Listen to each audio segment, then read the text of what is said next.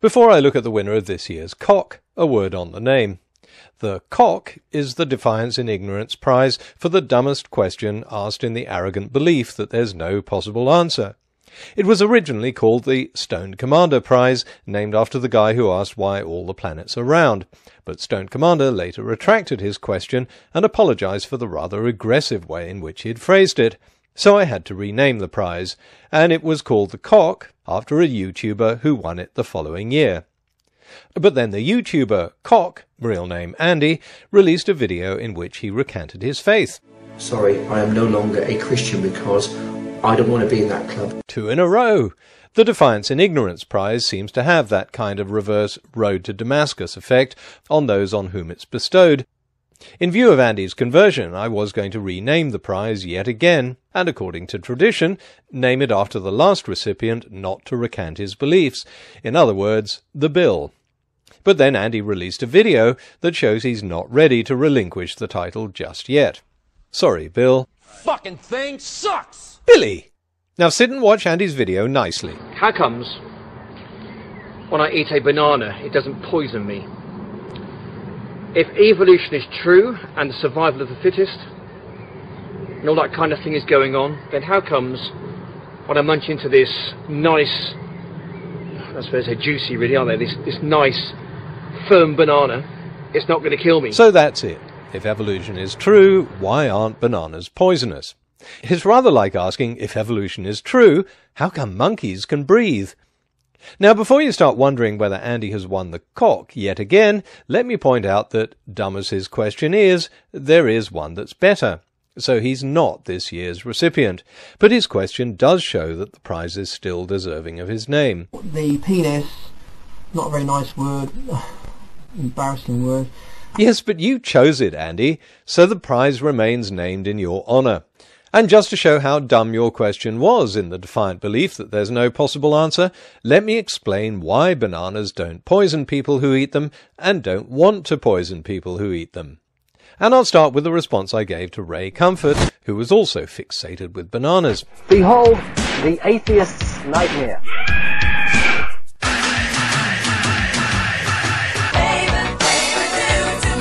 Okay, that's enough, Ray. As I pointed out, the modern banana has been cultivated over thousands of years, and it's descended from an ancestor that was chock full of seeds. That's what makes it a fruit, more specifically a berry.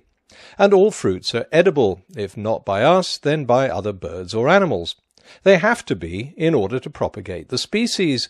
So why does Andy think fruits ought to be poisonous? If evolution were true and a survival of the fittest, why has not the banana tree or the apple tree or the orange tree, the limes, the lemons and the plums and all the other fruit trees and other fruit plants as well, how comes they have not evolved some kind of a mechanism to repel people like me from eating bananas? Let's try another analogy, Andy. Asking why fruit or berries haven't evolved some mechanism to stop animals eating them is like asking why women haven't developed some mechanism to stop men wanting to have sex with them, why flowers haven't developed some mechanism to stop bees taking their pollen. You do understand that the whole purpose of a fruit or a berry is to encourage its consumption by animals, right? Okay, obviously this is a little hard. Let's get Tonto in to explain the whole thing in just 29 words of one syllable.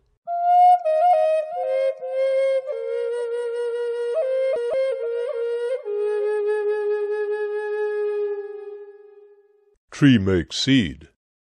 Seed drop. Not good. Tree want seed go far.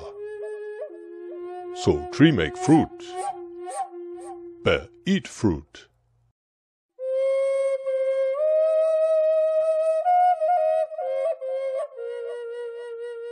Bear poop seed in woods.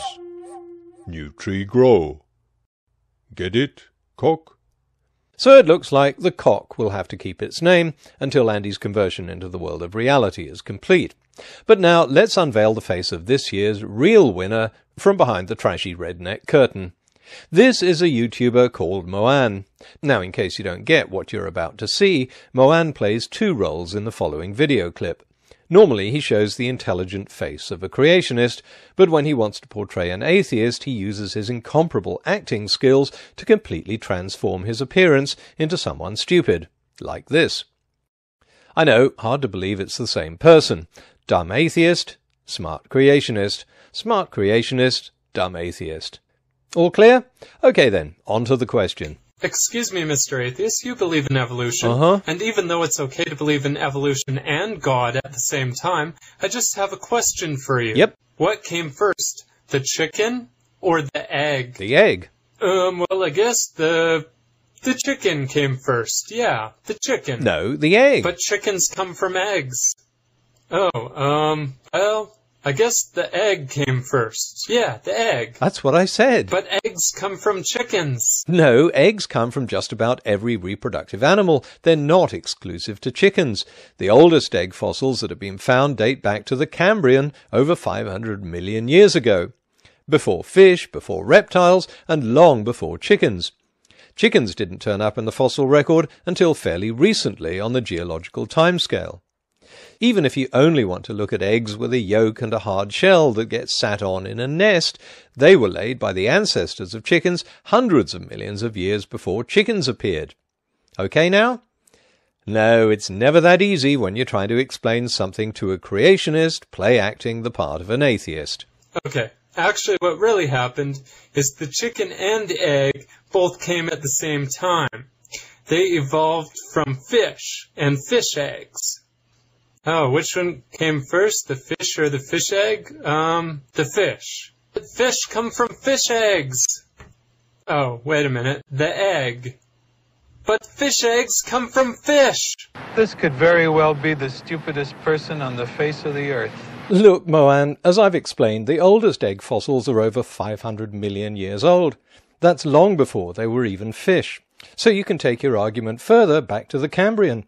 Or further still to when one cell entered another cell and shared DNA, creating the first proto-egg, and then ask which came first, the bacterium or the egg, in which case it was the bacterium. And then you can ask where bacteria come from, and I'd refer you to my video, The Origin of Life Made Easy. Eggs have evolved alongside the organisms that carry them, so asking which evolved first is rather like asking which came first, the human or the human ear. So I guess this means that one of them had to be created. No, it means that you didn't bother to look up the answer, which in this day and age takes no more than a few clicks of the mouse. Now, which came first is a fair question when asked by a 6-year-old with a genuine inquiring mind. But this was a question asked in the arrogant belief that there's no possible answer. And what makes this nonsense doubly funny is that the video is called Atheism Destroyed with One Question. So Moan, you're a worthy winner of this year's bill. I mean, cock.